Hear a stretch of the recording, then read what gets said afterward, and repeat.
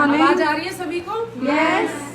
चलिए, सबसे पहले तो मैं सच बताऊं, इतनी बड़ी जिंदगी, मेरी उम्र 45 साल, 45 साल की इस उम्र में सच में मायके में भी खूब काम किया, ससुराल में भी खूब काम किया, लेकिन कभी भी काम के बदले इतना मान सम्मान किसी ने नहीं दिया, किसी ने नहीं।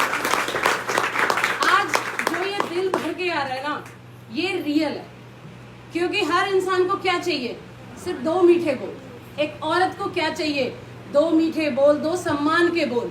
लेकिन सच बताऊं, एक परिवार में एक बेटी बनके, एक बहू बनके, एक माँ बनके, एक पत्नी बनके सारी जिंदगी निकालने वाली एक औरत को यही 2 चीजें नहीं मिलती। एक ऐसा बहन कि सारे घर की मालकिन तू है, लेकिन उसके पास कुछ नहीं होता।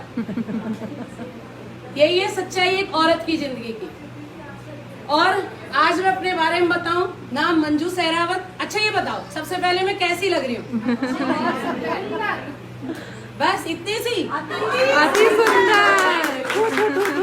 और आज मुझे इतना सुंदर पता है किसने बनाया? मुझे इतना सुंदर बनाने का श्रेय भी मेरी अपलाइन को जाता है। ये इतनी प्यारी सी ड्रेस मुझे मेरी अपलाइन ने गिफ्ट करी।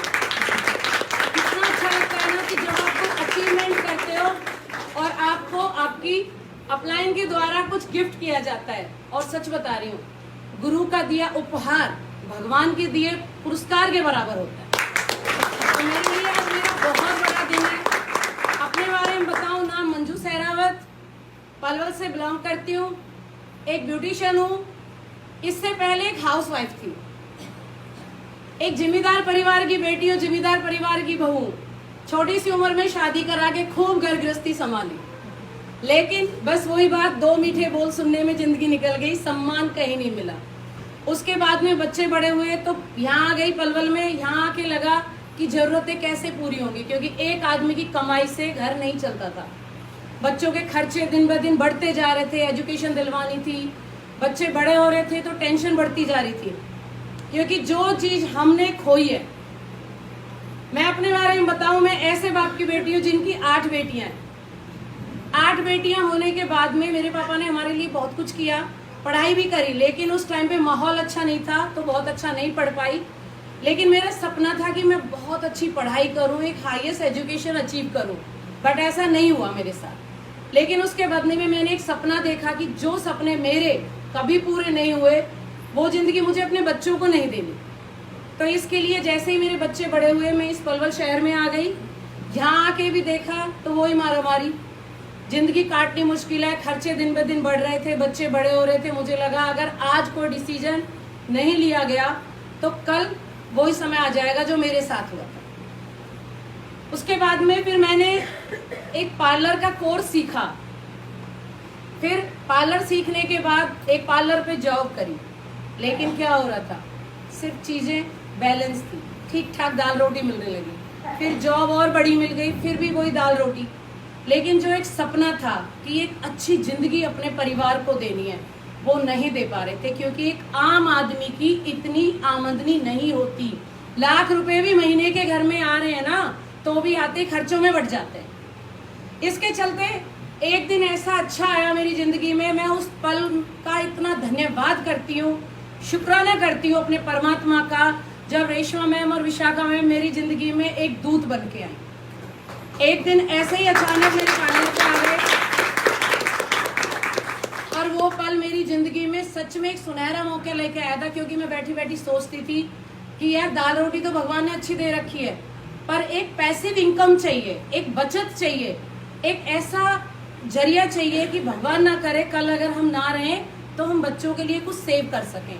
कुछ ऐसा काम चाहिए कि पीछे के लिए हम कुछ बचा पाएं, क्योंकि रोज कमाना रोज खाना कोई बहुत अच्छी बात नहीं होती, और जो है नहीं तो जैसी कट रही है ऐसी काटनी पड़ती है।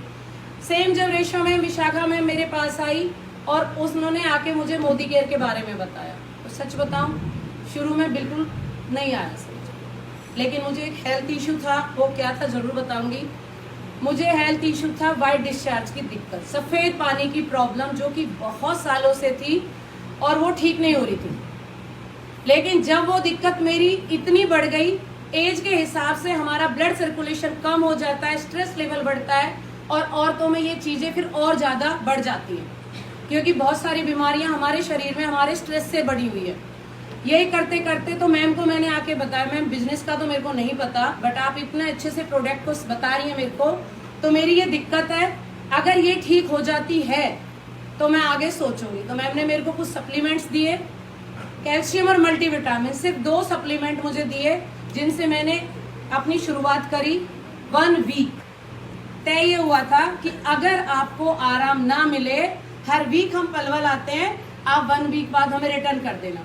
तो जब कोई ऐसे कह देता है तो बड़ा इजी लगता है, यार लेने में क्या जा रहा है, कह तो रही है कि मैं वापस ले लूंगी। सेम मेरे साथ हुआ, बड़े बेमनी मैंने इनसे वो सामान ले भी लिया था, लेकिन मैंने जब वो 1 वीक प्रोडक्ट यूज किए तो मेरे को समझ में आया कि मैम ने जो जो वर्ड बोले थे वो बिल्कुल सही है।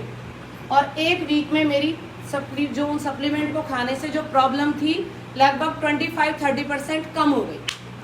तो मुझे विश्वास हुआ कि प्रोडक्ट तो बहुत अच्छे। और ऐसे करते करते फिर धीरे धीरे मैम बार बार आती गई और मैम ने मुझे प्लान समझाया। प्लान समझ के मेरी समझ में आया कि जिंदगी को कैसे बदलना है। अब जिंदगी बदलने के लिए मैंने उनसे एक ही बात पूछी कि बिजनेस कैसे करना है, तो उन्होंने मुझे समझाया नकल करनी है। तो आसान है नकल करनी? यार एक बात बताओ, अपनी अकल से अगर हम पैसे वाले बनते, अपनी अकल बना के अगर अमीर होना होता तो हो जाते, नहीं हुए थे तो अब नकल करके देख लेते हैं। यही बिजनेस मेरी समझ में आया। मैम ने कहा जो मैं तुम्हें समझाती जाऊं वो फील्ड में बता देना। सेम मैंने अपने आप को अपनी अपलाइन के समर्पित कर दिया।